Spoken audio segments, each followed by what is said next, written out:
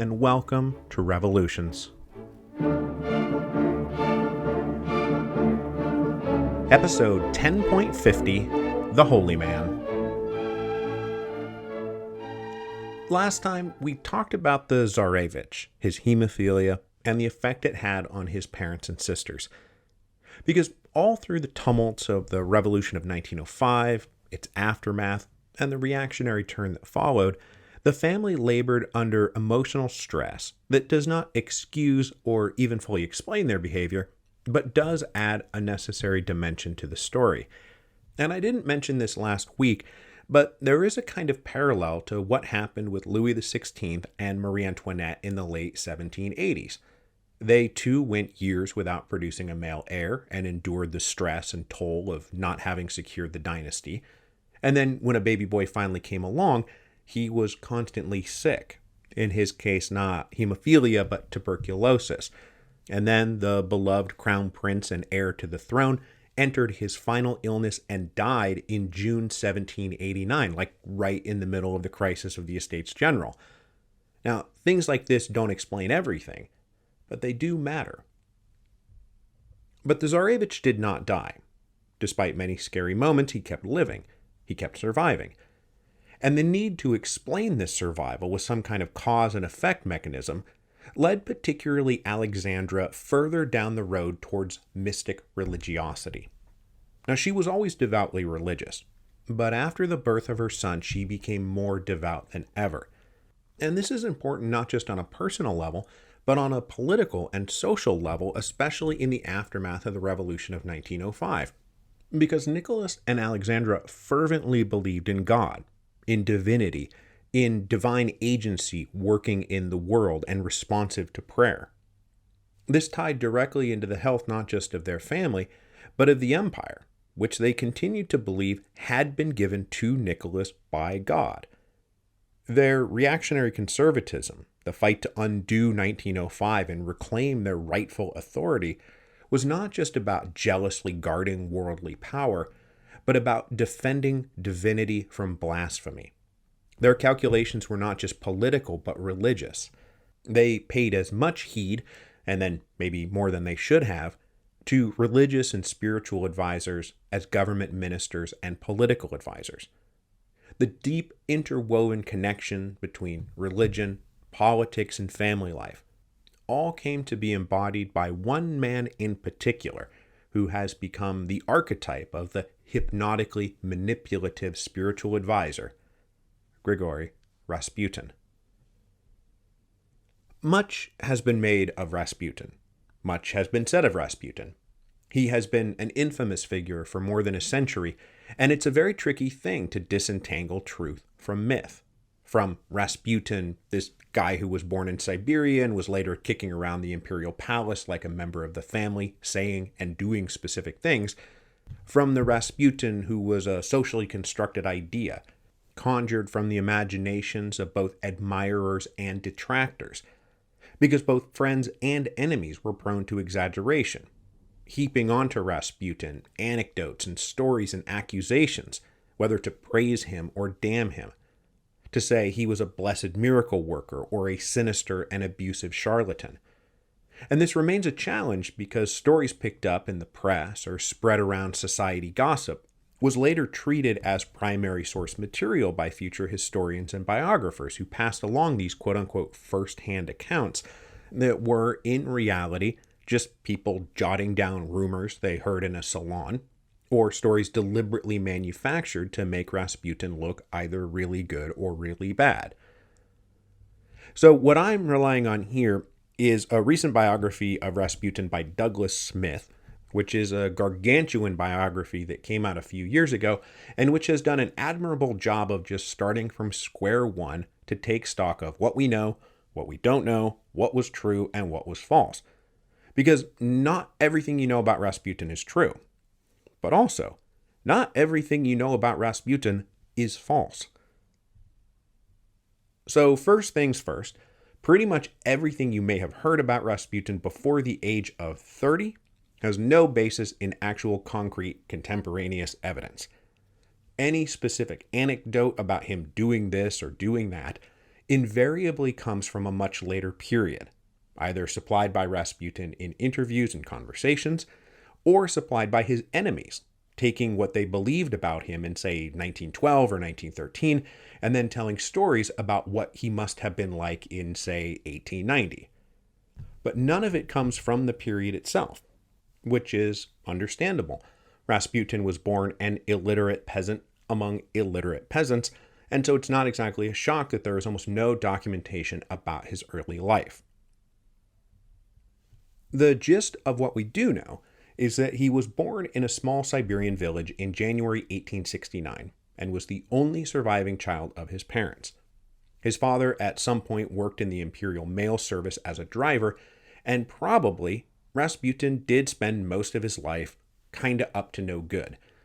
There appears to be at least a few notes of arrest from local police that speak to a mischievous, bordering on criminal personality.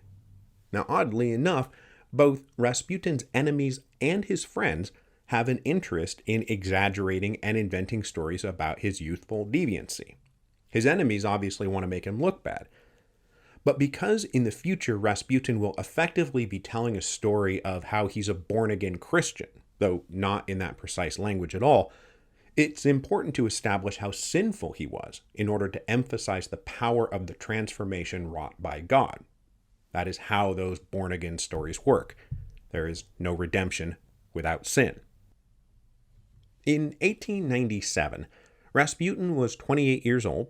He was married with a few children and still living in the household of his parents when he suddenly got it into his head to change his life completely. He was now going to seek the path of a godly pilgrim, become a monk or a holy man. And apparently Rasputin just sort of announced one day that he was off to find God, and went off to find God. Now obviously something pushed him down that path, but it's hard to say what, whether it was some transcendent mystical experience or something more mundane, like looking down at his plow one day and was like, man, hard work sucks, I'm out of here. Now the decision to go off and find God was not unheard of, and wandering religious pilgrims were a well-known part of life in the Russian Empire. So Rasputin is not just being some lone weirdo here, he is joining a very active and well-populated milieu. He went first to a monastery where he probably learned to read and write, and then spent a few years on the pilgrimage circuit of Orthodox Christianity, probably making it as far as Mount Athos in Greece. And then he would periodically return home, hang out for a little bit before leaving to go on another pilgrimage. A while back in his home village, he developed a small circle of friends and acolytes who joined him for their own brand of Christian worship. Now, he was suspected at the time, and is still sometimes connected to this day, with a particular underground sect of heretics who were into sadomasochistic orgies as the true path to God. But it does not appear that investigations of Rasputin by the church or the state ever established a real link. In 1904, so like 7 years after he decided to become a man of God, Rasputin moved from the pilgrimage circuit to big city society. First, he went to the city of Kazan on the banks of the Volga, and there met and ingratiated himself with local church officials and an influential monastery. These guys sized him up, believed Rasputin to be a sincere man of God, and gave him their blessing to operate as a quasi-mystical holy man, healer, and seer. And this role, too, was an established part of Russian life. They were called starets, spiritual advisors, teachers, and soothsayers, dispensing advice based on their own mysterious connection to God. After spending a while in Kazan, Rasputin acquired a handful of letters of recommendation from influential people in the church and society and carried those to St. Petersburg. He came to the capital probably in the summer of 1905, which, let's be very clear, we're right smack dab in the middle of the revolution of 1905 here. But when he arrived, he met and impressed two gatekeepers into St. Petersburg society. The first was an influential theologian named Feofan. The other were the two so-called Black Princesses, the Montenegro-born wives of two of the Tsar's cousins, who were influential patrons and salon keepers in St. Petersburg. With friends and supporters now established in both the church and in society, the doors of St. Petersburg were opened to Rasputin.